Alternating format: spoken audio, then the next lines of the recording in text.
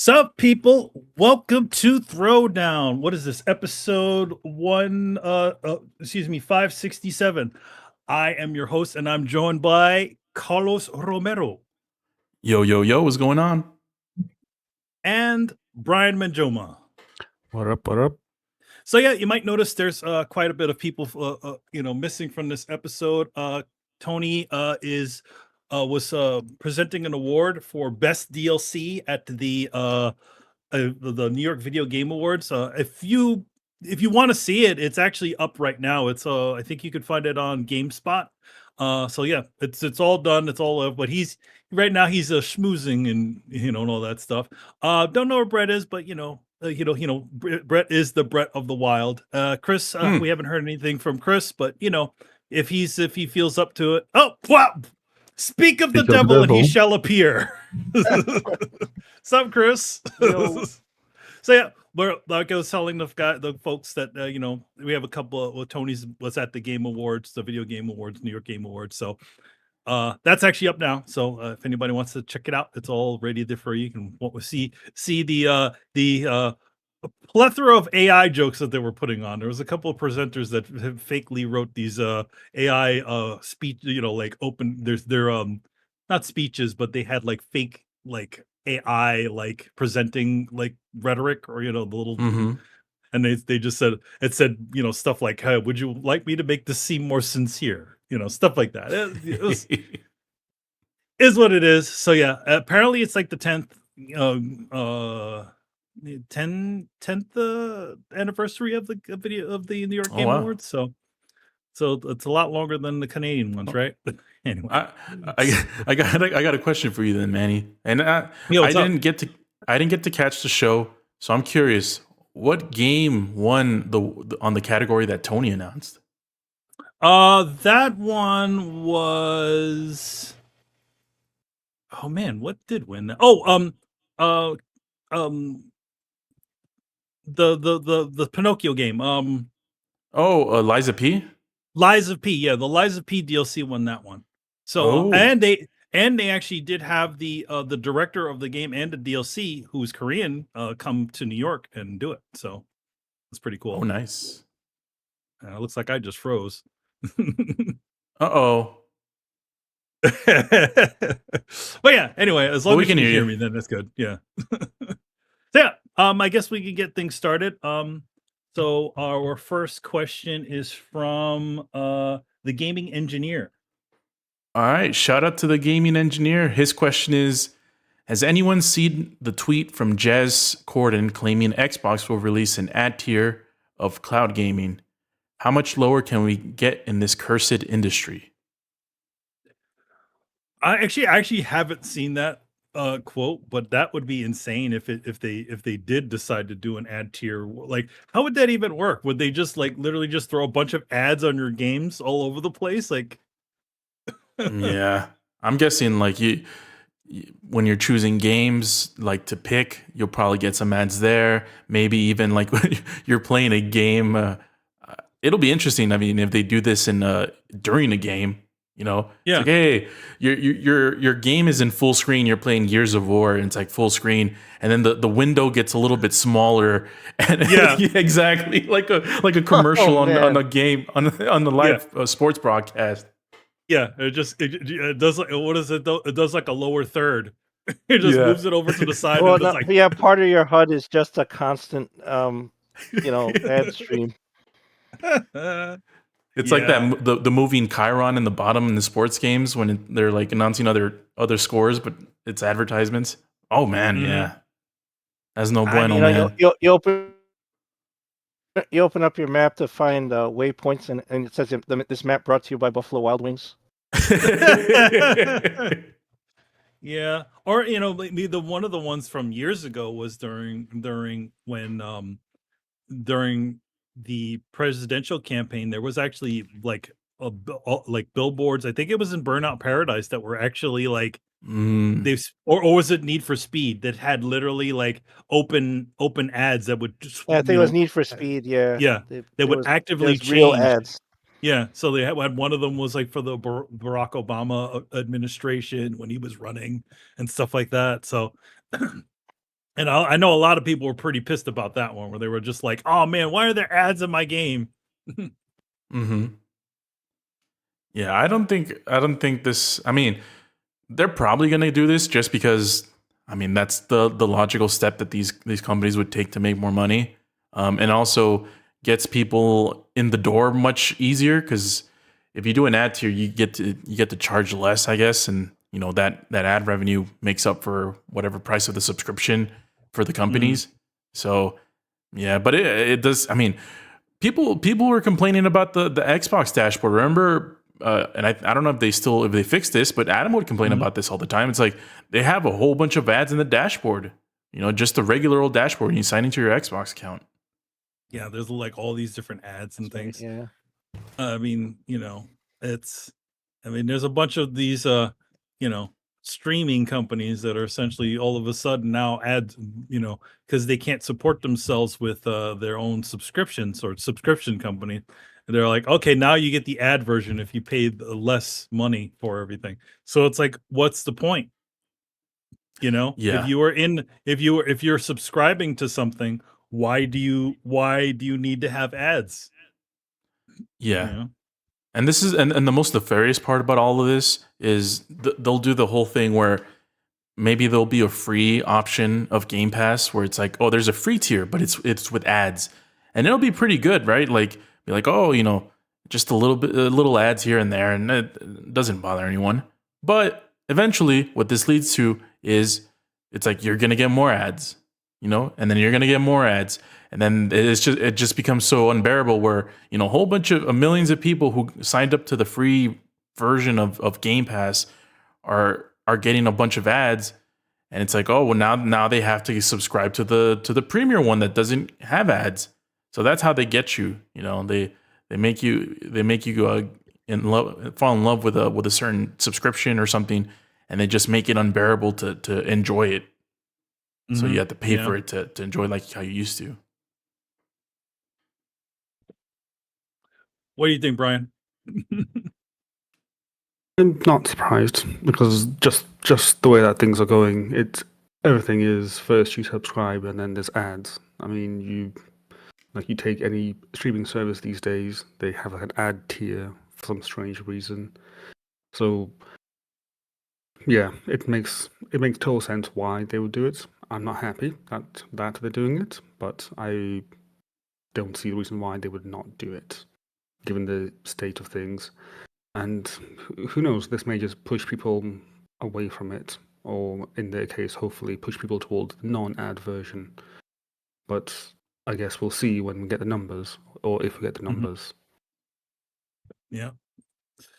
So, yeah, I guess that's it for that one. Next one up is from the next two questions are from George W. Cush. So let's go with the second one first, because the first one I think I need to change some things real quick. The second question: are there any gaming announcements that would make you want to adapt to VR gaming? I always thought Nintendo games would adapt well to VR. A native Zelda game akin to the older 64 titles would be a must for me. So any type of IPs or anything that would make you adapt to VR if they decide to do it? Personally, no. I really don't. It's sort of like the motion controls from the original Wii. They're a nice, parlor trick, nice, but it's not something I would ultimately want to buy a console for. And I feel like to be honest, I feel like that's what's happening with Meta right now, where they realize that this investment into VR isn't really, really working out for them. So, yeah. I think it's a nice niche thing, but I don't think it'll be it's not worth the amount of money that it takes to develop those games. Yeah, I feel like I agree with you. I don't think there's anything that would convince me to do that. Well, actually, I'm trying to think. If there's a title of a game that I'm heavily expected and it's only available on that platform, then I might consider it. Like, for example, when Half-Life Alyx was announced, I wasn't sure at first. I wasn't sure if this was a successor, like a Half-Life Type 3 type of thing. But like if they actually did Half-Life 3, it'd be more tempting.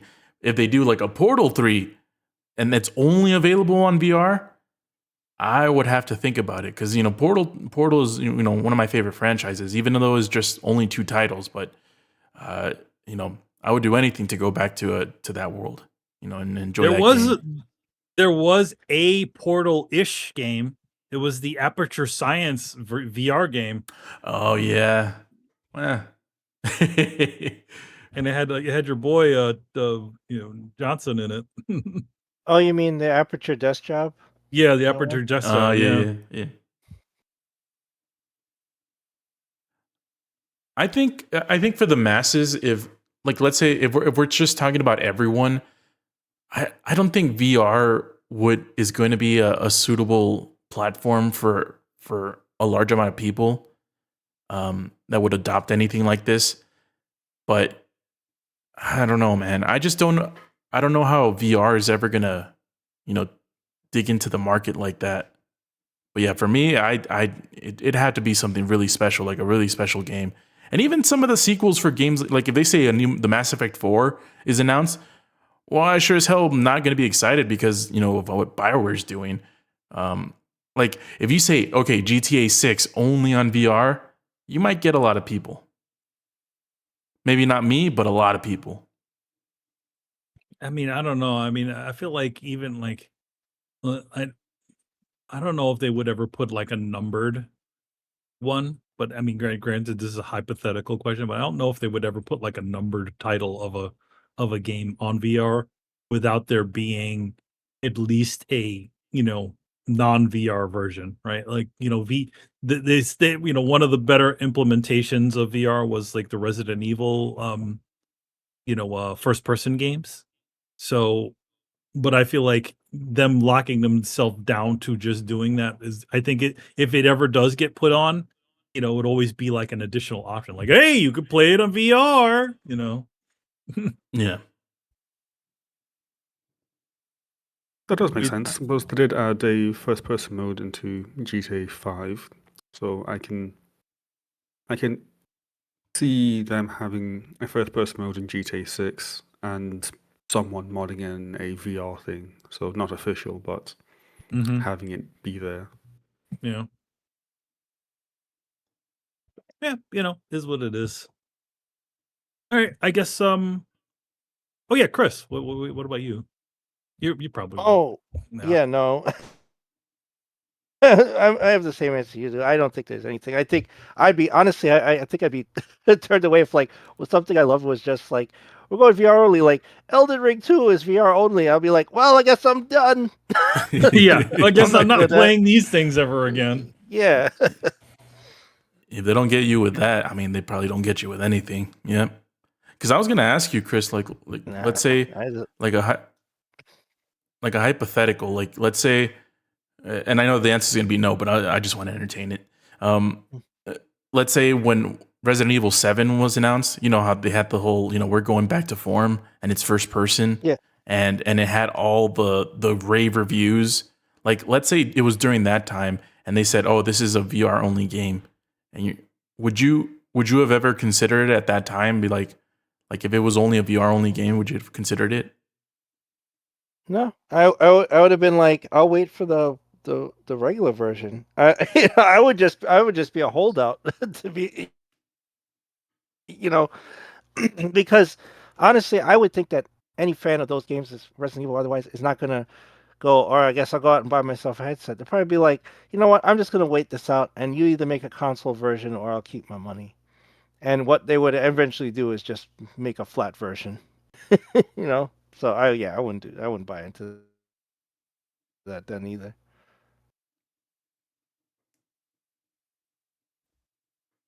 Yeah. All right. So let's see what we got here. All right. Oh yeah. The first question that George W. Yeah. So the first question from George W. Cush, with the state of how things are in the world, a lot of the political things going on, do you think this will affect gaming? Do you feel like this will be the downfall of gaming? Like, would this contribute to the downfall of gaming? I'm heavily editing the question just to we don't like to get too political, so apologies, George W. Cush. Even though your name is kind of political, but it's it's a good one. So yeah, like the stuff going around the world. Do you feel like any of that would affect video games? I don't know if it. I mean, at least on here, he said that he would be he thinks the world would thinks it'll come down and come to a crash. I don't actually think that. I don't think that gaming. I think just like how musicals were in the during the World War II era and all that sort of stuff. I think these things are still will stick around as entertainment. I think the bigger factor, it won't be political things. I think the bigger factor will be actually the other side of things, the acquisition of technology. I think that'll be the bigger effect. Not, there's some countries that we have sort of weird relationships with and stuff like that, and they also manufacture quite a bit of our products. So that might affect things, but I don't know. To be honest, but I don't think like,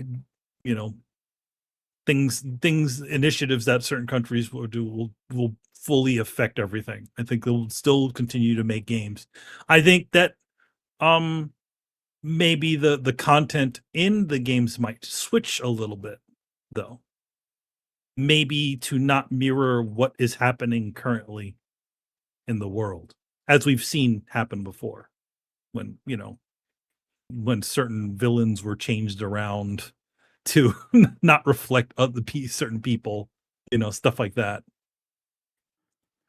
Yeah, I feel like more than anything, it's the economic ramifications that will affect the video game industry. We've seen it. We've seen the exorbitant amount of price hikes from various aspects of the gaming industry, with console prices going up, with video game prices going up in the past couple of years, and you can't build a PC anymore, or at least you can't build a PC that's modern anymore without paying crazy amounts of money. So the gaming industry, I feel like it's going on a collision course because of the economic turmoil is going around. So I feel like that's what's going to affect it. The other stuff, it might be more ancillary, but not in the way where video games will crash.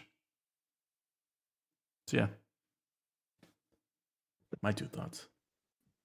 What do you think, Chris?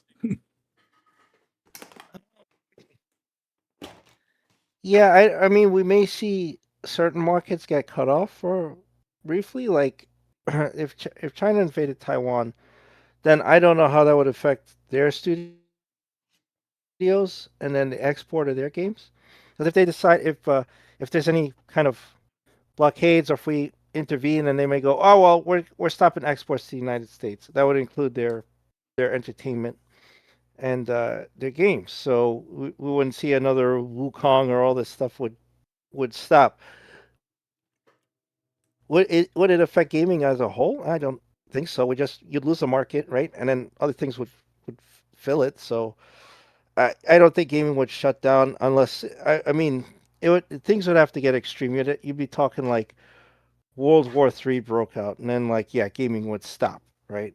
Stuff would get really really bad. I don't even want to think about that scenario. So I'm just gonna say, in the scope of his question, you just lose a market, but it wouldn't affect things overall. I think you just lose access to certain things, and then other things will still be accessible and available, and eventually things will simmer down, and then the market will open back up. Yeah. How about you, Brian? First, I like to say I kind of laughed at Chris's statement about China invading Taiwan. I mean, why would China invade their own country? I don't understand. Oh no! But honestly, yeah, I can see how the current state of manufacturing is going to just slow down manufacturing of all platforms. So again, fewer consoles, fewer PCs, and I think because we're at a point where there's enough consoles out there that it shouldn't be too damaging. I mean, if this had happened at the same time the PS6 launched, then it would be really devastating because then obviously it's at the point where they want to shift the consoles, so you need more manufacturing, and the state of things will just kneecap it. So I think we're in a better position. Obviously, not a good position, but a better position, all things considered. And in terms of crashing the market, I think it'll mainly affect the AAA space because there's always going to be some indie developers made out of 5 people that just get together and Or get 33. done. I was trying to avoid that number on purpose. But there'll always be like a small group of people that want to get something done and will get something done and out. So I think gaming will be fine. It's just that there won't be as many, I guess, as many Horizon Zero Dawns out there as there would be, which again, that always falls on the side of whether or not you like that game or not. But yeah, I can see how that will change things in that direction. So again, for me, I'm fine. I like me some indie games that are obscure. There's one game called Claire that I think is very obscure. Yes, thank you, Chris. So yeah, I do think that there'll be some impact, but it's always hard to quantify it because again, we don't know the outcome of when there wouldn't be an impact. So it's hard to say. But yeah, I think the current political climate will impact things. Hopefully, things can recover in a few years' time, or if not, then yeah, gaming is somehow in a worse position than it's ever been.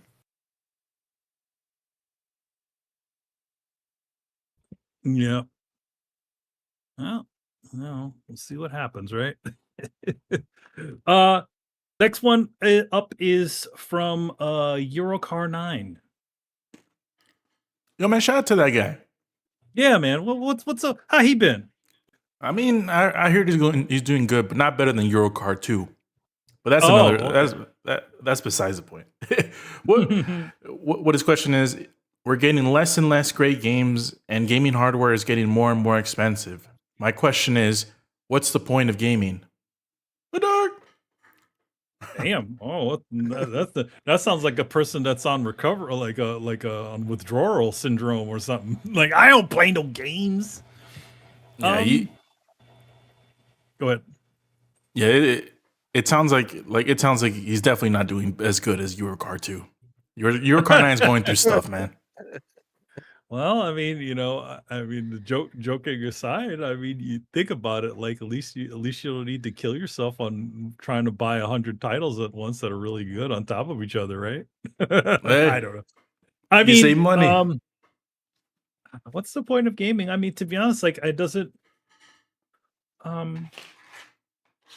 The thing about it is that now it seems like in the gaming space, everything is going to get artificially elongated, right? This generation is probably going to last a few more years longer than they say it is, than the rumors have said that they were going to be shipping in the 27. But I feel like it'll go a little bit longer than that, just to sort of give the industry a time for a certain bubble to burst and everybody get back to business. I mean, you hear stuff like Asus is now gone full AI. They're not even doing any sort of consumer products anymore. But they said they'll support whatever things they are that they have, with drivers and stuff. So I'm like, geez, man, every single one of these guys are all betting hard on this stuff.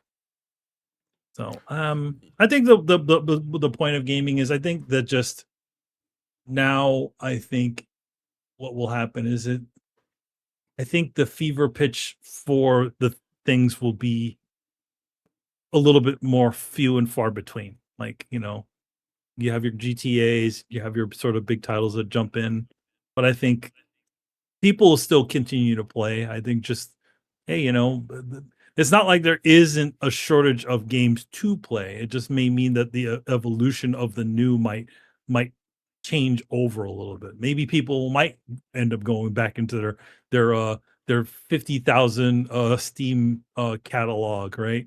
To fill in the space. I mean, I know obviously even Tony said this, he doesn't go back, right? Even though he has all these games that he has to play. But I mean, maybe that's what maybe that's what it'll be. Maybe it'll just be like, okay, you get these some good ones that are going to come out, and then you just go and play the old ones. I don't know. I've always been a person. Always been a fairly, I've played quite a bit of games, but I also play them fairly slow. I play them at my own speed, and don't. I try not. I mean, I wish I would say I actually no, I wouldn't say I wish I stayed on top of it. I was so like, no, I just play, as long as I play. But that's sort of how I used to play as a kid, where I was like, your mom or your dad tells you, hey, this is a $70 game, you better make this thing last. So I mean, that's the way I sort of play my games. Like I play them until I fully complete them. So, but for some people, that's a lot quicker than others. For me, what do you think, Mr. Romero? Well, funny you ask. I feel like, I don't know. For me, I feel like I've been trying to figure out this question for a while now. Like, I just don't feel that same spark that I used to with video games. And I feel like that a lot of it has to do with the way that the industry is moving. There's just every year there's less and less creators of video games that I feel like are sort of, I don't know, inspired to make are inspired by the art of making video games. There's less and less of those people every year. And we have like the whole commodification, the loot boxification, the games as a service, all of that, taking over the industry. And it's ridiculous. I mean, even think about the Game Awards this past year, where the headlining game was a hero shooter. That is it going to come out? We don't know. It's crazy just to like. There's back in the day, like there used to be, like you didn't have a chance to breathe. Like Manny mentioned, you didn't have a chance to breathe. There's so many video games. Like you waste a lot of money, or in our case, probably just rent them, because back in the day we used to rent games. Yeah, they used to be like part of discussion all the time, and now it's like it's sparse. Like there's not much that gets the people going these days. It's like, oh, Claire Obscure, we're still talking about that, and like, well, what else came out that year? A couple of other things, but not, Elden Ring. We're still talking about Elden Ring. That came out 3 years ago. I mean, and it's the Silent Hill remakes, or excuse me, Silent Hill F, which is sort of a new kind of a game in there. I don't know. There's some things in there. Yeah, I mean, there's good games coming out, but I just feel like there's the whole. I'm trying to think of what the best wording for this is, because it's like it's the motivation, the inspiration, like that part of video games for me, it is just almost non-existent. I feel like it's like, oh, like we're getting a hero shooter that does this, and we're getting the everyman game, or the everything game. It's like they got everything bagels, they got everything games. Like we got a lot of those. Oh no, here's another Souls-like game. There's for the 100th time, So I don't know. To me, answering this question is difficult, because I just feel like the question asked, it's like there's less and less games that are more motivating and not breaking any barriers, and gaming is just getting way too expensive. Like, I'm not gonna buy a console in 2027 if they come out that time. I think most of the chat is, or the of the Throwdown members are not gonna get a console when they come out. Yeah, because And it'll be like a repeat of this year. I mean, of this generation, where it's like, okay, you buy it, and then you'll be waiting for who knows how long until they finally get their stuff together to actually, have some games on there. They'll have that initial jump of stuff, and then it'll just be a desert. mm-hmm. And there's, But I mean, yeah. there's nothing wrong with waiting for it, to be honest. I mean, Well, these days there is, because the consoles will go up in price. oh yes. Now if you waited on a PlayStation 5 or a Xbox Series X and S, you're actually paying a lot more than you did when they first came out, which is insane to me. I literally bought the PS5 last 2023, I think. That's about when I bought it. Yeah, and it went up in price in the time in the 3 years that I've had it. Or 2 years, who knows. That's crazy. Yeah. So every year, man, it just seems to go down.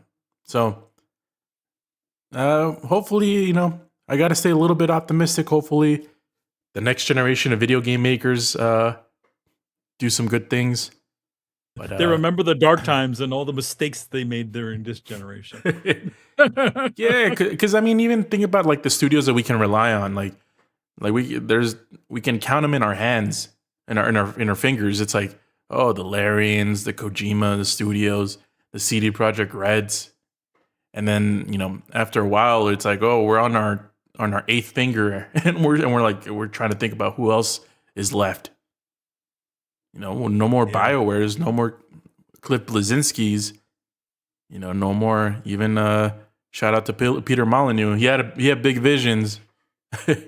But yeah, so it's just more difficult to be optimistic about video games with just everything going around it, and it's like the commodification of video games.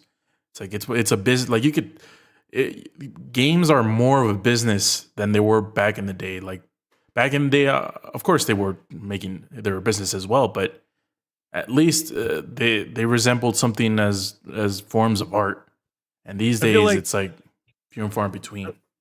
I feel like what it is. Oh, well, Brett jumped in and jumped out. I feel like Brett. Obviously not Brett. There he is. There's Brett. I called him and he came. So I feel like when it comes to this sort of stuff, like the those cornerstone, like why we were able to get so many like iconic franchises and games from the previous era is purely the amount of money that those things cost. You could always afford to be kind of crazy and creative, because it's like, okay, as long as you come under budget, do whatever the fuck you want, right? That's like, a lot of those older games. But as the industry, more and more starts to resemble Hollywood, now it's like, okay, now we can't justify you making this thing unless you hit these certain points. You need to have this because we know that the rest of the industry loves these games. It's like why when during the PS3, Xbox 360 era, everybody had to have a tagged on multiplayer mode because they felt, oh well, it's not worth it in some way, or we need to keep these people engaged and keep them longer on the thing, so so there's more time between these titles, stuff like that. What do you think, Brian? Okay, kind of forgot what the question was again. Sorry. Oh, so the question was, it's essentially saying with more there being less and less great games and hardware getting more expensive, what is the point of gaming? This is from Eurocar9. Yeah, what's the point of the video game industry in general? Like how has it changed since from the years when you used to play back in the day? I can definitely see where your car's coming from, because things do look very dire. But I think it's about finding what games you do like, which will obviously be a lot harder because there won't be as many big games as there usually are. And then just having fun with those and ignoring everything else, because that's how I do it now. Because I reached that point years ago where I'm like, yeah, most games that are shown on these stages I really don't enjoy that much. So let's find some obscure games to play and play those. I mean, like right now, I just refound this one game that I played the demo for like 2 years ago, and I could not remember the name of it to save my life. It's part of like a new genre. Well, I say a new genre, a new type of game called anomaly games, which are basically, I guess, a digital version of Where's Wally / Where's Waldo. I don't know what you call it in the States. I'm guessing something like that. It's a spot It's the difference Waldo. type game. Okay, yeah. It's like a spot the difference type game where you just walk through the level and you spot the difference. It's very simple, yes, but it's interesting because again, it's just different type of game. You know, it's not mentally taxing. It's not trying to figure out the best build with all these weapons you have and skills and buffs and all sorts. No, it's just you walk through, you spot the difference. If things are looking weird, you go back, and that's it. And this type of genre of games is, again, it's just taking off really quite well. And I think it's just a case of finding games that you like the look of and playing them. That's all I can really say because that's what I do.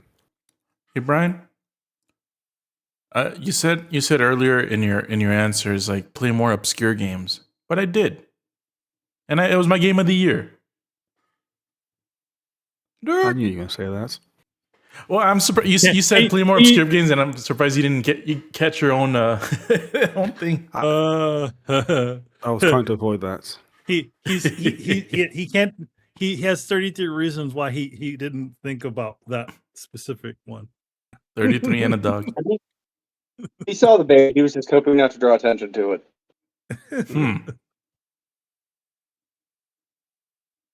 What do you think, Chris? I don't think gaming is dead. Yeah, I mean console gaming and AAA gaming is screwing it up because they were chasing a live service grail, which required way more resources, way bigger budgets, and way more time to develop, and didn't pan out. But they were constantly chasing this live service grail. So what did we get? We got less titles, we got less experimentation, and look at what people are enjoying. Like Brian's talking about the anomaly games. I've seen games like that. There was one on a train where you had to spot the difference, or else this like monster comes out and chases you. And those games are interesting. I watched a playthrough of Peak. I think Adam and I got it. It's like, one day we'll, when we have time, we'll play it.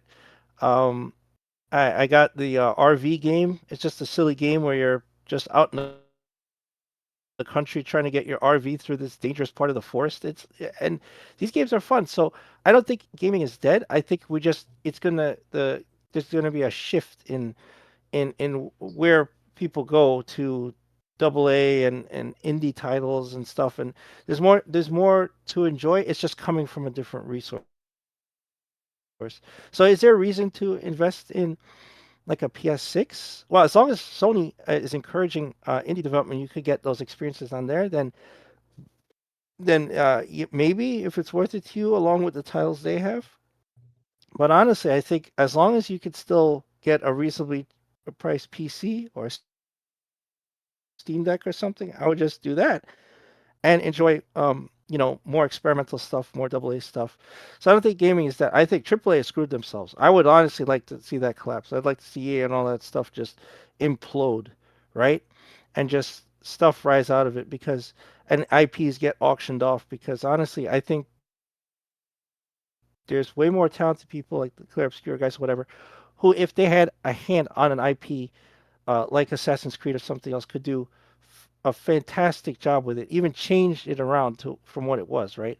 So I would love to see that. I don't know if that will happen, if that's how things are kind of collapsing slowly if that's where stuff will go with Ubisoft, especially since Tencent seems to want to hold on to the bigger IPs like that. But we'll see what happens. But there's just a shift. I think AAA is screwed itself, and AA and indie stuff is on the rise. Let me ask you a question, kind of in inference to that. Do you think the distinction is as necessary as it used to be? Because like back in the day of big box retail, like if you didn't hit a certain price point, you were seen as not quality or not worth it or not carrying, But like now we're dealing with digital storefronts and people who are okay with anything from a 20 to a 50 to a apparently $80 game. So like is the distinction like are we moving into a world where we don't really even need to have those separate categories? I don't think that they matter as much, to be honest. Yeah. Well, I mean, granted, that's my opinion. And in I'm terms sure. of physical retailers, Yeah. with physical retailers, where you'll see the distinction you're talking about is with the hardware, really.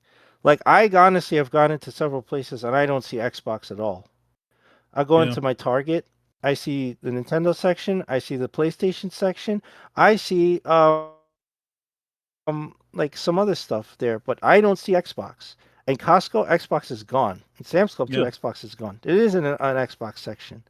So it's crazy. Like that, it's really affecting the hardware. In terms of software, though, I mean, indie guys like AA and things like it's like unless they're unless somebody picks it up like Limited Run or Manny, you mentioned another one. There was another thing like It was, Limited Run where they'll it was put out like your called game. Strictly Limited Games or something like that. I think it's Yeah, a UK one. right. But other than that, I mean, and you're going to buy it through them, right? You're not going to find that in Best Buy or Target. So maybe the distinction with software is getting blurred, more. And yeah, and it's fine. That's Microsoft and all these guys. This is the bed they made for themselves, and we just need to see things play out. But I think AAA is still collapsing. It's not collapsing like it did in the early '80s, like in '83 and stuff, where it's just like bottomed out, right? And that it was like bad. It's just been a slow decline, and what comes out of it? I mean, Sony seems to be coming through it, and Nintendo, but other than that, there's a rise of indie stuff, and then there's a rise of these alternative systems, right, running on Linux. So you Steam, you have the RG Ally, you have the Legion Go, and I'm sure there'll be other players in there. And there's people looking backwards too. There's a rise of these FPGA-based consoles.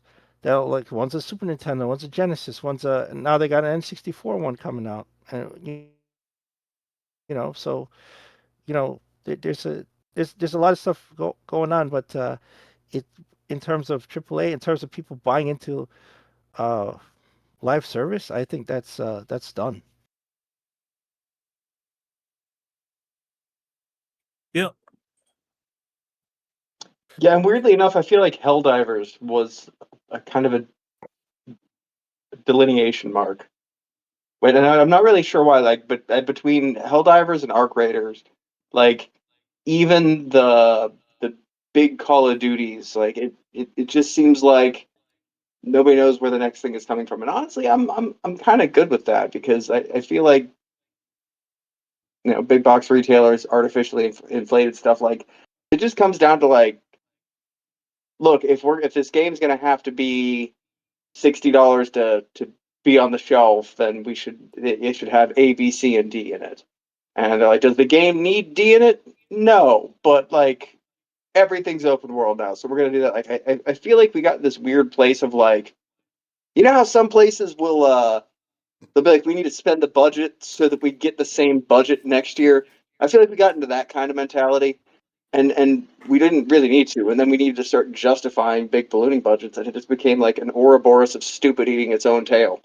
And I think now we're starting to see talent break. Like one of the things that blows me away is some people in Claire Obscure were looking up YouTube videos on how to make video games. Like it's just we live in a world where the information is out there, And I'm not saying that you should launch a video game while YouTubing how to make video games. Like that's ballsy, but at the same time, like between crowdsourcing and information that's out there and just AI, if you can get it to stop hallucinating long enough to give you an actual answer, like AI is a great first place, like or like get basic chatbots for like finding information, just source everything and ask it twice. It feels like some kind of weird fake creature like that. Like, yeah, I gotta ask everything 3 times just to make sure it's not lying to you. But beyond that, I think that we're getting to the point where we can,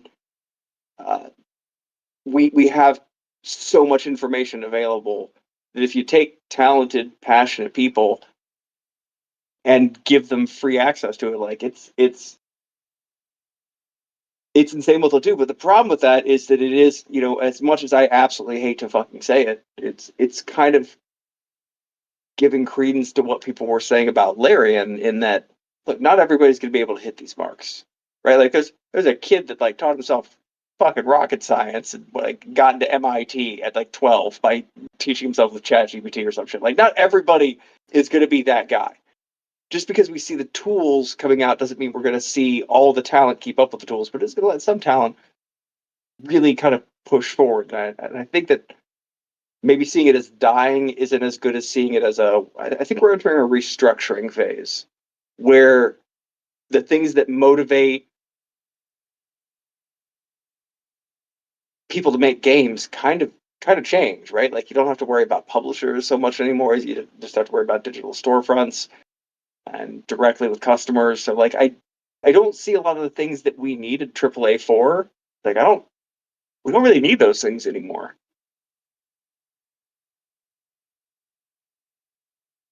Yeah.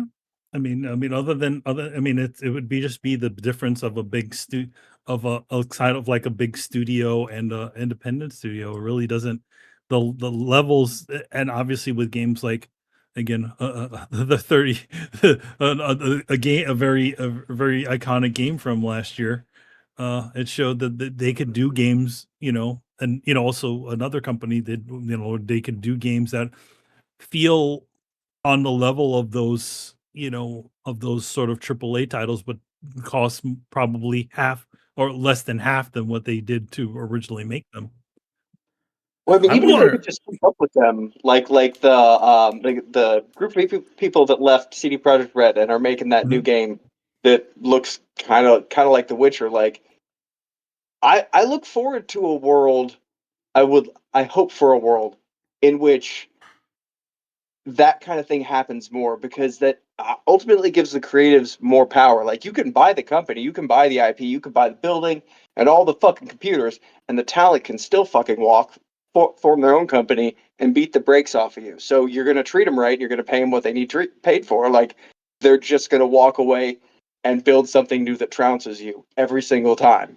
Y- y- Because when you're talking about talent like that, at least I know like in the tattoo industry, like you can build the best tattoo shop to accommodate all the best artists, and all your fucking talent leaves, and you're left with the fucking scrubs. The talent's like reconglomerate somewhere else, and then that becomes the new thing, and it becomes this never-ending cycle.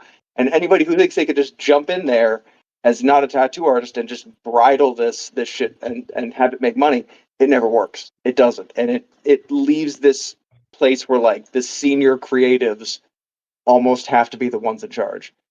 And so I would very much like to see gaming follow or game development follow that kind of trend where like, oh yeah, these guys just keep making games. Like it's almost like the difference of when we really started to see comic book talent have names, like in the Marvel era. Before it was, when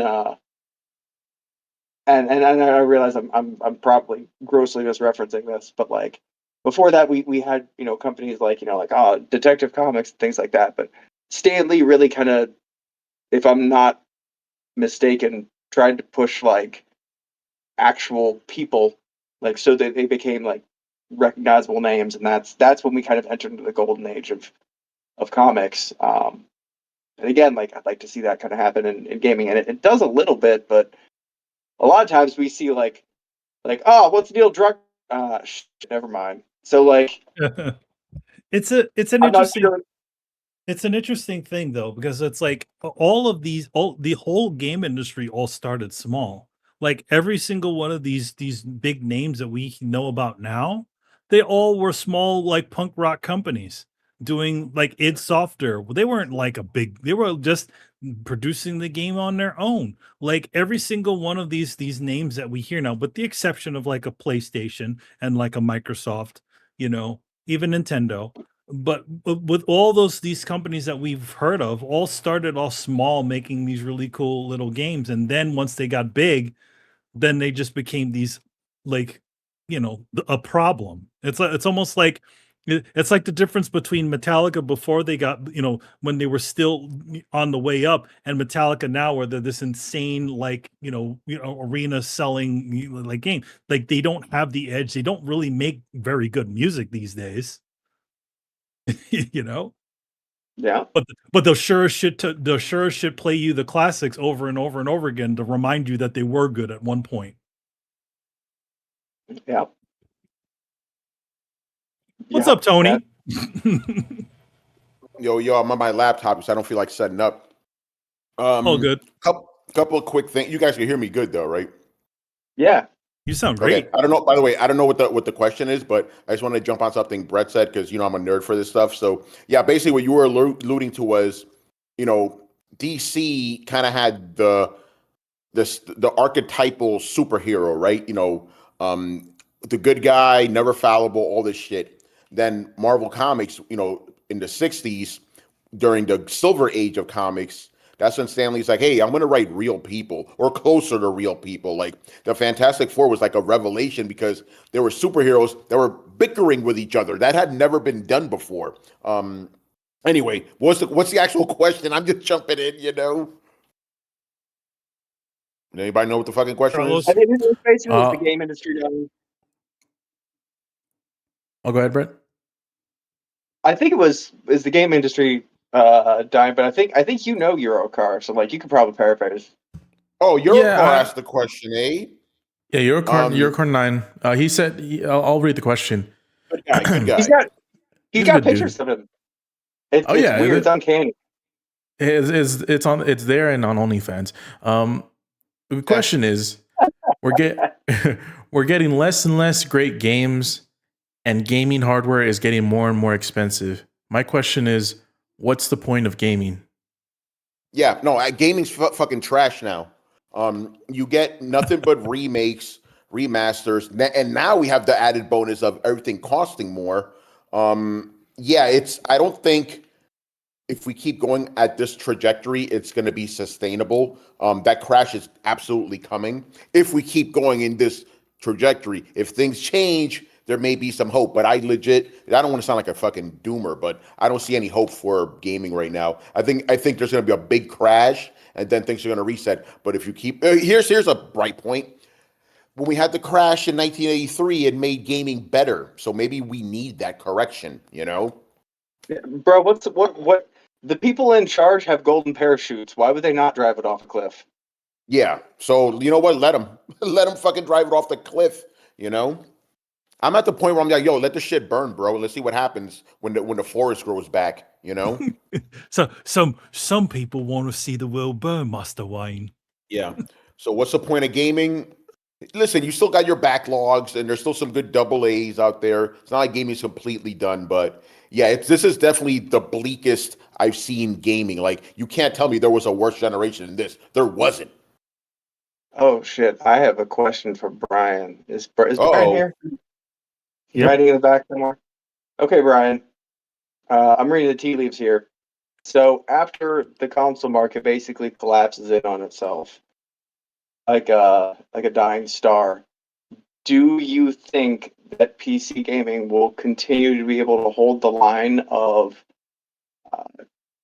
basically of customer rights? Like it's been the last bastion of us not getting fucked for how many decades now? Do you think that after the console market basically collapses in on itself and all of the investors and greedy shareholders turn their eyes to the remnants of gaming that hasn't been bastardized, aka PC gaming, Do you think PC gaming will still be able to come out clean the other side, or do you think it's inevitably going to be corrupted and destroyed too? And Brian, before you answer, Brett, are you also taking into account the price of components for PC? I don't think it'll matter because I think one thing that again, like not paying for internet, that adds up. That adds up real quick. That's $120 a year at least, easy. Like how many years do you need to own a console? Like if you like how much have you paid for your PlayStation really? Not just the PlayStation, but the cost of being able to go online every month for the entirety of the time that you've owned it. Probably paid more than $1,000 for that shit. Just to have it to be able to go Brian, go on, online. bro. Very interesting question, Brett. That is a phenomenal question. Thank you very much, Rich. Thank you, Ghost of Rich. Again, the thing is, there is no. I think because it's not centralized, it can weather the storm. Because there'll always be some form of outlet that people can go to. And yeah, I am quite concerned about the prices of things. I think this is probably one of the few years in my life I'll ever say, don't buy or make a PC right now. It's not worth it. Because it's not worth it at this point. So if I were to ignore the prices issue, then I'd think that it can, simply because majority of people that were liking the consoles for what they were, they won't like the idea of gaming on a PC, so they won't. And I think that will help it survive and continue as is. Because even now there's tons of games that come out that are only on PC. Again, going back to the Anomaly games that Chris and I were talking about, I've not seen any of them out on consoles. So I think there'll be enough to sustain it, but it just won't be. It won't be your GTAs that will be there, which I'm fine with.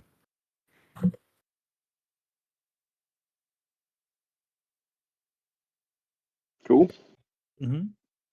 Thank you. Yo, Carlos, you want me to take it from here? Yeah. Yeah, if Go you want for to it. jump on? Yeah, jump Do in. it. Did everybody get their turn? Yep, on that one, yeah. Yes. All right. Let's go for a less controversial question for Mr. Lego Bro. Will AI end up hurting the game industry? Yes.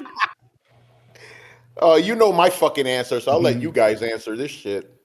I would say on It's already hurting it, motherfucker. it's already hurting it because of just the all of the hardware stuff that's going into it. So it's a weird Ouroboros that's going on right now. It's like, they're like, you hear things, the situations where studios are saying like, oh, hey, we really want you to use AI during the process of making this. But it's like, but wait a minute, you're probably not going to be able to make the game that this AI is being used for, because the AI, all of the hardware companies have decided to go full in on AI. I saw that Asus news, bro. What the fuck? I'm looking at my Asus monitor right now. I'm like, what's wrong with you people? Like every single one of these guys are going toward this The white thing, whale? and it's the white whale Yeah. here. And I get it. There's a lot of money in that industry, but I'm like, can one of these guys be like, hey, listen, we are going to, with the exception of Dell. Dell's the only one that said, hey, listen, we're just going to pull off the stupid AI garbage on there because nobody's using the damn thing. Yep. It's already hurting it, man. Yeah. So, I mean, there's certain aspects of the video game industry where undeniably it's hurt it, and that we mentioned it earlier, but it's the price of the hardware components, whether it's consoles, whether it's PC parts. I mean, RAM prices are ridiculous. Oh god, Jagon probably is living in a gold mine where probably has a whole bunch of DDR5 RAM just lying around. So yeah, it's it's going to be called the DDR5 standard now. The U.S. government's going to adopt it and replace gold and the dollar. But Okay. one small thing, my girlfriend, has been watching the prices of her RAM, but she has got some pretty high end RAM, and Hmm. she's like, maybe this is a slight gift in disguise because maybe it'll mean that people will actually finally optimize their games properly. Yeah. Yeah. I've been having that conversation a lot with some of my team members. So like, hey, maybe they'll optimize their fucking games now. But yeah, Yeah. again, It. it's very difficult to be optimistic about the gaming industry at the moment. Yeah. I mean, and don't get me wrong, and maybe Brett will allude to this because I feel like Brett is the most optimistic out of all of us when it comes to AI. Yeah. So there can be aspects of AI that help streamline some parts of video games that maybe take studios a long time to do. I don't know what those things are. I don't know, but I won't say that that's not possible. But at the time, at the current time, it's just everything. It seems like it's bad. Whether it's the skyrocketing hardware prices or the AI slop, and it's not looking good. Yeah, just to be clear, I'm not so much friendly as hesitantly acceptant. Like, I thought of a good way. I kept forgetting to say this every time we talked about it. Like, as much as I want to be like, yeah, fuck AI, fuck things made by machines. How many of y'all bought your Christmas list off of Etsy versus how many of y'all bought your Christmas list off of Amazon? Like, it's the world that we live in that, like, look, machine made things are cheaper and shittier and people buy them. And I hate that. But, like, again, did anybody on here buy their entire Christmas list off of the Etsy or a good portion of it? I'd make a joke, but I don't want to get in trouble. I didn't buy anything off of anywhere for nobody for Christmas. Fuck all. Well, Also, by the way, Amazon also had record lows this year because I mean, that's Oh. excellent. Yeah, because nobody That's has excellent. money. nobody's got money. I mean, that part's not excellent, but my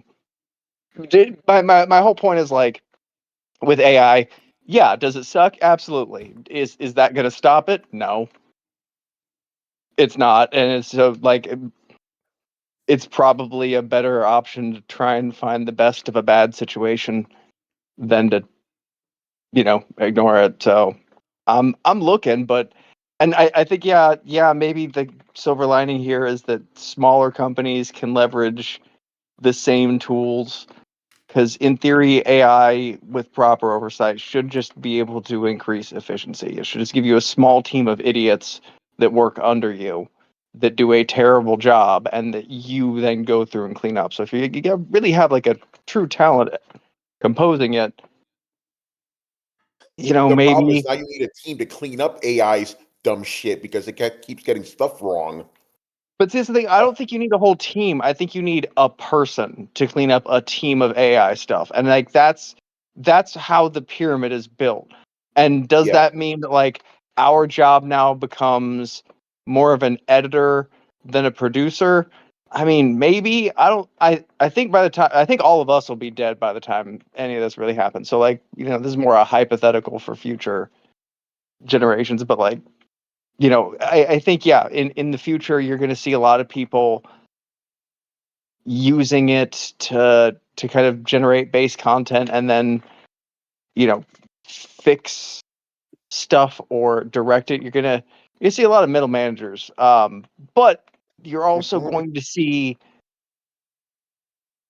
I guess, a new rise of people who are really talented at that weird middle management role. Because, like, maybe there are people out there who are really good at being project directors. If you give them a really powerful AI, do they need a team? I don't know. Like, that's a new frontier. But for the most part, no. Fuck that noise. It's not gonna help anybody, and it's gonna have big companies exploit it because it's full of shitty people. But Yeah. that makes it a tool. It's a knife. You're like, oh, it's a knife. Somebody's gonna use it to stab somebody else and take their money. Yeah, you could also use it for cooking, but that first thing's probably gonna be the thing that happens. Yeah, like I don't know if you heard stories about companies letting employees go, saying, "Oh, because we have AI," but they're just using that as an excuse. They actually don't use the AI. They just use that excuse to fire people. That's happening now. I mean, yeah, but they've been doing weird shit like having jobs up that aren't actual jobs and like not hiring or having like they've been doing. I do not understand all of the bullshit that's going on with the business world. And then contrary to that, you have the quiet quitting. Like, there's just so much weird shit that's going on there. I'm just like, I don't even get this. But I will. And again, I'm not really super interested until AGI comes in. Yeah, because this is not. And I'm glad you bring that up, Brett, because just so our listeners understand, when we're saying AI in this context, we're talking about large language models. We're not talking about anything that's actually intelligent, because it isn't. Yeah, it can simulate. Okay, so like, take this as an example, and I like this idea. Like, if I had an AI that answered all of my messages, right? And it answered them right away in a timely fashion with roughly the intelligence and allure of a really stupid Californian girl. Y'all know the type I'm talking about, right? Yeah. Here's the thing. I don't need a fucking genius at the wheel. I need somebody to ask, how big, where at, what is it, do you have a budget, and do you have any reference photos?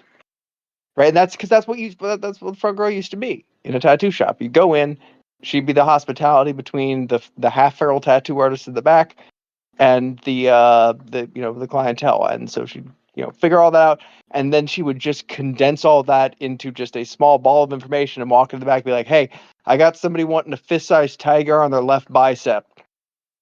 Anybody got $200 for it? Be like, yo, I'll do it. And it made everything easier, right? So am I opposed to the idea of an AI doing that? No, not at all. Like, because like the problem is like that job's disappeared. Why? Because nobody wants to fucking pay a front girl. Because despite them actually making more money, it's hard to get them to prove that they're going to make more money, and it's hard for them to make a living. So like it's just kind of a lose-lose. But that's one of those situations where like, would AI be good there? Yeah, sure. But does that mean it's just going to condense that information and then have to hand it off to like still a person? Yeah, because I don't want to try to put it into like some fucking language model art thing and generate a tattoo because it doesn't know what the fuck it's doing. Like, it still needs a person in the driver's seat, but man, some of that monotonous stuff of because I'll be honest too, like, and those of you out there, I'm sorry, behind the scenes stuff, talking to your clients sometimes like it's like pulling teeth. You just want you want those 4 questions answered, and it's going to take you 30 minutes to do it because they're just going to want to tell you everything about like their aunt and their hamster and like and just getting through. So like getting through the noise, and because they can tell you about all that during the tattoo, and trust me, they will. But like just getting through all of that is kind of the reason why there was that separation to begin with, because the tattooers are like, I want to be making money. I don't want to be out there forming close personal relationships with people at a bar, outside of work hours. So large language models, sure, there's reasons for it, but yeah, once we're talking about artificial, like true AGI, even if it's dumb AGI, now we've got something, because I am a transhumanist. I believe that the true future of the species is probably going to be everybody has an AI put into them, because, and I argue with this with anybody, probably not on this show, but somewhere else, like a human being, we're an idea, right? Like, we're not a thing born into our bodies. You take a human being fresh out of the womb, put them into a room, and don't have them interact with a person. They're not taught social skills.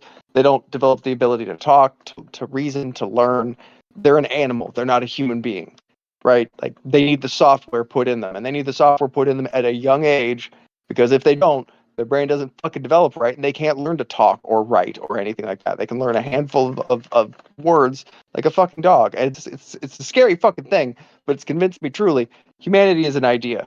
The idea, what we are, is a fucking idea, and there will be a time where we merge around 4 or 5, you get your own AI consciousness that's allowed to just spindle up an internet worth of knowledge at the drop of a hat. God forbid it doesn't hack your neurosystem. You know it's going to, though. It's a dystopian future. But like, I think any planet-faring species is gonna inevitably be genetically and cybernetically augmented. So it's an inevitability, people. Part of our evolution. But again, that's AGI, and And until then, I unless don't you give a find shit. these senders and burn them to the fucking ground, people. You could do that. You're welcome, Escape from New York style. Burn it Yeah, all but down, people. Or I don't even care anymore. Sarah Connor style, right? What she was Yep, doing. there you go. with- Cyberdyne system, burn that shit down. You don't have to accept it. It doesn't have to be an inevitability. Burn them down. Take them to the streets and fucking shoot them. For Oh, what? no. Have you seen humanity? Have you seen humanity? Like, dude, it's if it's not AI, I'm on team fucking Meteor. At this point, I'm in it just for the fucking plot. Like, Yeah. like you're gonna let me talk to a super intelligence before the world burns down? Fine, because we're gonna fucking burn it down ourselves. We're monkeys with sticks. I'm surprised we got this fucking far. I'm surprised we're getting dumber and our egos are getting bigger. We're gonna. AI's making us dumber, I too. think the ending of our universe is just going to be the ending A, ending B, or ending C of Mass Effect. That's Oh, God. that's our Colors. Eagle future. Man. Just whatever color it is. Look, Yeah. here's my thing. If it's a choice And then we got to between get back on the topic. if it's a choice between an AI, a super AI that may or may not be benevolent, and Elon Musk, I'm going with the AI. I'll go Elon Musk. He's human. I will absolutely not listen to anything fucking computer tells me. No fucking way. I will do it. I will do the opposite on purpose. Because I have free will. But that's a whole other story. Or Because I've do seen you? too many of those sci-fi stories where it's like one computer in a cave telling people what to do. Like, nope, not for me, sir.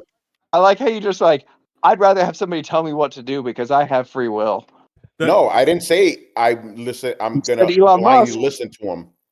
No, What's I'm that? just saying if an AI tells me something and Elon tells me something, I'm gonna weigh what he has to say. I may disagree with it, but I'm absolutely not gonna listen to anything the AI tells me. No fucking way. But that's a whole other story. Anything else you guys want to say about the industry being cooked? Quick side note, that what you talked about, the computer in the cave that controls the society, that's Landru from Star Trek. Yeah, that's what I'm saying. We've seen too many of those stories. By the way, anything I just saw that episode again. Stupid Landru was like, yes, Landru knows all. Yeah.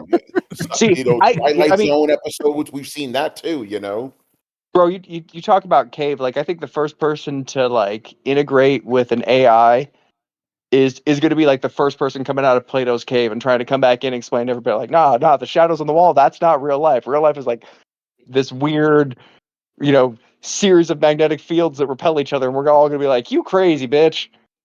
That AI made you lose your mind. Yeah, Plato's cave is a trip because on one hand you're like, I want to be the guy controlling the shadows, but like, yeah, but you're still in the cave too, bitch. Well, no, it's like the whole, like, the guy that gets out and then he comes back and he tries to explain to everybody what the real world's like. They're like, that's not the real world. The shadows are the real world. You fucking Matrix. moron. I've seen that movie. Yeah. All right. Yeah. All right. Anything else you guys want to say about this? We'll take that as a no. Move on to the last question of the night. Also from Mr. Lego Bro. Since Meta appears to be giving up on VR, is it dead? Now, my question is, I have not kept up with this. Is Meta giving up on VR? I haven't heard about that. Oh yes, they have. They've. Is it because of AI too? No, it's because they're investing in wearables. So yes, that's right. AR glasses, the stuff they're doing with Ray-Ban, a bunch of other things. Yes. So that means that all of their game divisions, they're essentially they're just killing all of them. So yes, so far it's been Armature. It's been, we talked about it on a Thursday show. We talked about Thursday. No, thank you for reminding me. You're right about that. Even though ironically, VR headset is a wearable too, but I know, they mean the stupid Ray-Bans and shit. Yeah, they mean something that's not as intrusive, right? It's not. I'm gonna say, VR's not dead in general. I think it's gonna be around because it's kind of proven itself. It didn't go mainstream, but it sold enough, right, where it kept around. But yeah, I think Meta's done. They're done. I think they're done. I think they're done with it. But I think places like like because Steam has got their own one that's coming up, or they have one Yeah. already. I think it'll be something that'll stay in the more enthusiast range rather than the mainstream range. Like Listen, the those idea, porno games, man, they like make money. the idea of essentially some regular guy getting hooked on VR and laying in their room. I don't think that's really a reality. Yeah. Like some of those cyberpunk things where you see the guy who's just he's like a skeleton, he doesn't take care of himself and he's just got this VR thing. I don't think that's a reality, but I do think that maybe, for enthusiasts, like for people a little bit more interested, into that sort of side, I think that's the space that it'll make its money. Manny, would you say that Meta is giving up on VR just like it gave up on the metaverse? Yep, they gave up. They gave up all. Man, I wish that those. Remember that shit, the metaverse? We're all gonna live in the metaverse. Yeah, I wish. know? I think that's one of the reasons why they gave up on it. I so wish They gave up on it because it was fucking stupid. That's why. Well, no, it's because it wasn't making the money they wanted to make with it. That's the whole problem. Oh wow, people didn't want digital real estate. I'm shocked. Yeah, I think to be honest, I feel like the Oculus should have just like Oculus and just like all those game studios that decided to jump on that bandwagon. I feel like they shouldn't have did it. I think Oculus should have just stayed on its own and just did what they Meta were doing. bought them. They I know, had no choice. but Meta bought them. Here's the thing: they had to agree to that. Yeah. They could have just said, "Nah, we're doing great on our own here with this thing." They didn't need to take that check, just like every single one of those game studios. What is it, Ready at Dawn, which was the first of those studios to be closed. They didn't need to take it. I mean, granted, the indie space is, the independent studio space is difficult, but I don't know, just hooking yourself onto a big company, eventually down the line, something like that is going to happen. Yeah. And it sucks because a lot of some of the studios that they did have signed on there, they were good studios. They made some pretty cool games. Again, we have Ready at Dawn, and we have, the guys that made the Sly games. We had Armature, who Explosion did a Man. bunch of they did Armature did a bunch of ports, like the Metal Gear HD remaster on the Vita and a bunch of other ports to other things. They did some stuff for Fortnite. So they had a lot of decent studios there. Sort of like it's the same sort of thing that we saw happen with Amazon, right? Where they invested in these studios and then they just shuttered them all. And Google. Same thing. Right? The same thing.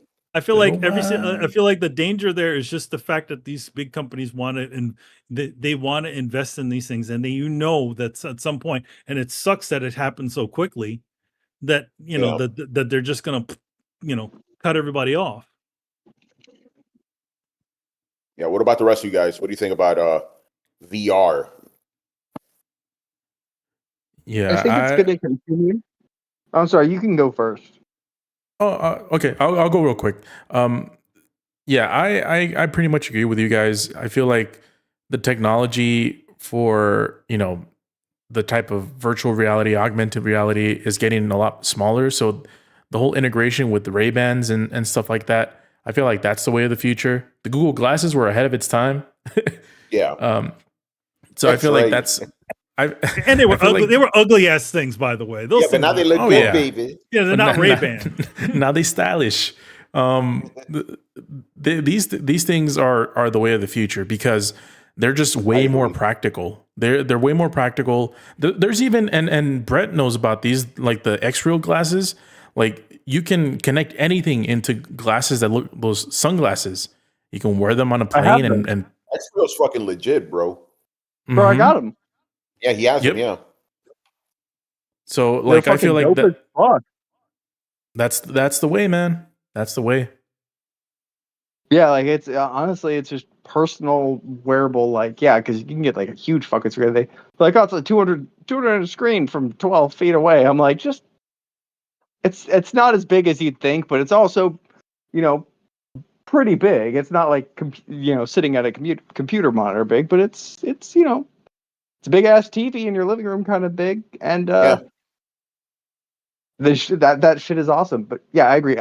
I think there's going to be a natural convergence between AR and VR and just wearable tech like that, right? Like where those three things combine into, oh, well, you have an all-in-one set of sunglasses that are a display. That's where it's really going to hit off. And I think that we're going to be driven there. Like we've hit a point in VR where, like, yes, it's fun and there's cool stuff that we can do with it. But more so, it's being integrated in things. Like they're doing virtual surgeries and shit.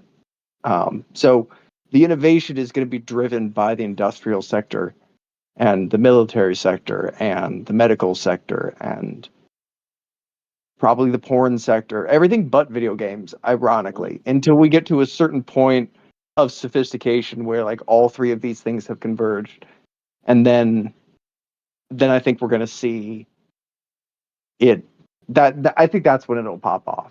Because right now it's even still like the market it's in this weird place where it hasn't sold enough units to demand really good development, but it hasn't had enough really good development to create a killer app.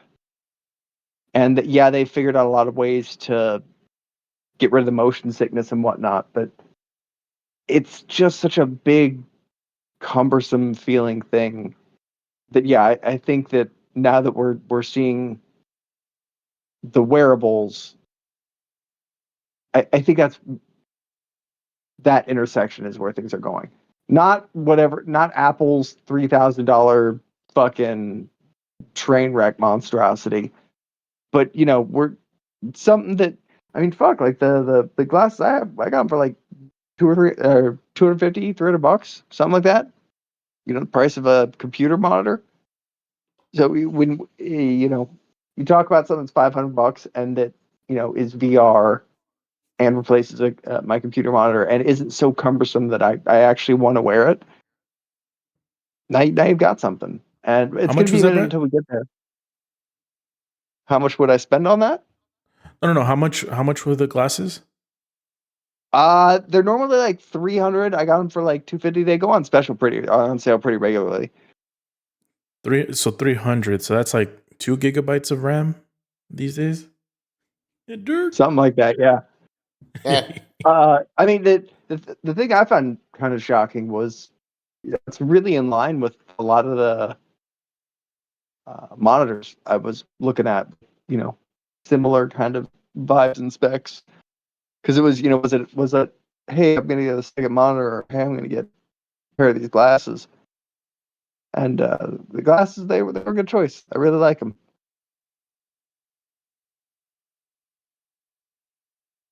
Yeah. Anybody else?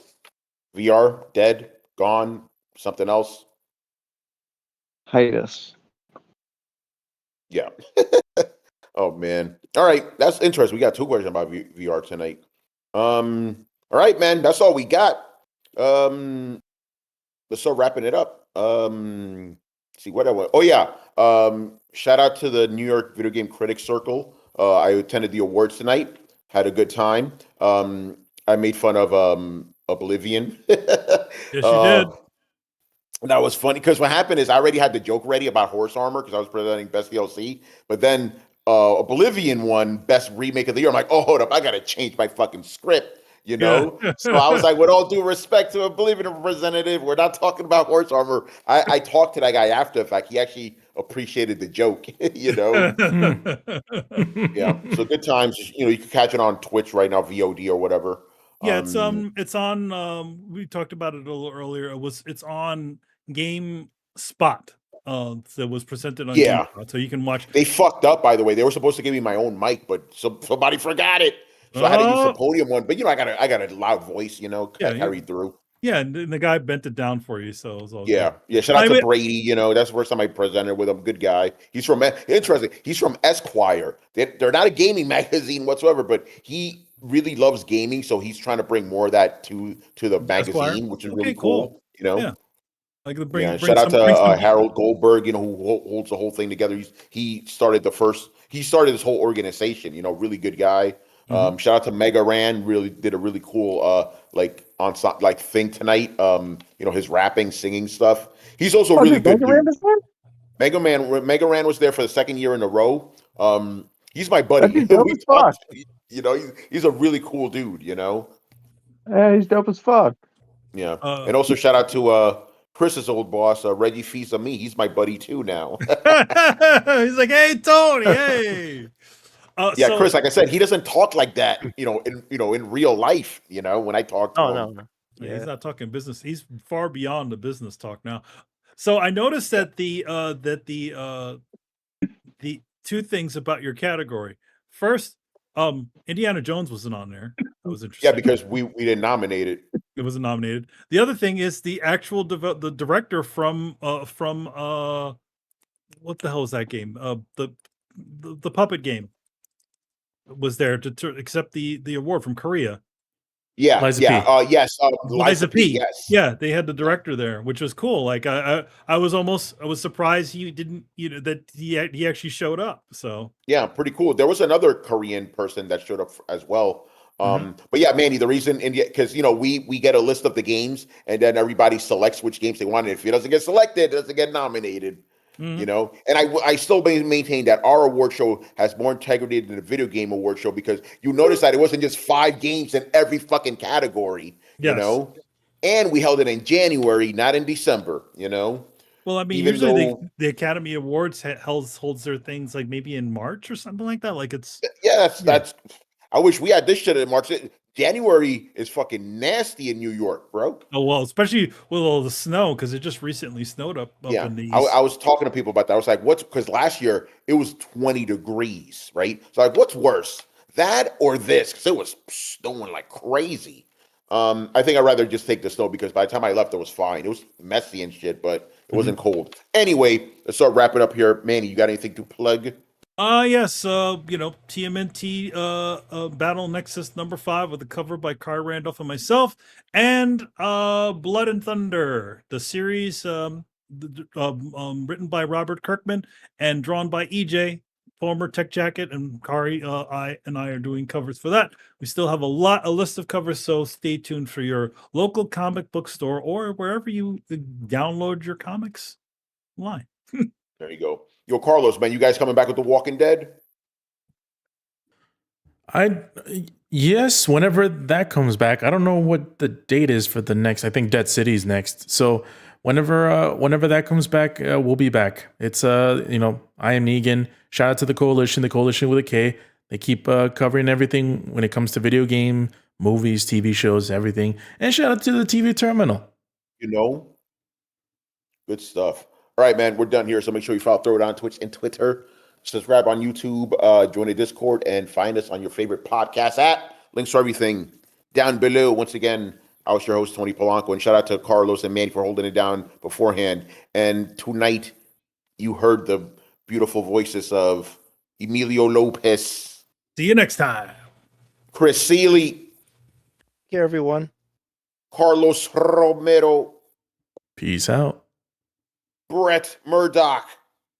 Deuces. And Brian Manjoma. Hello, people. All right, guys, we'll be back on Thursday. Later.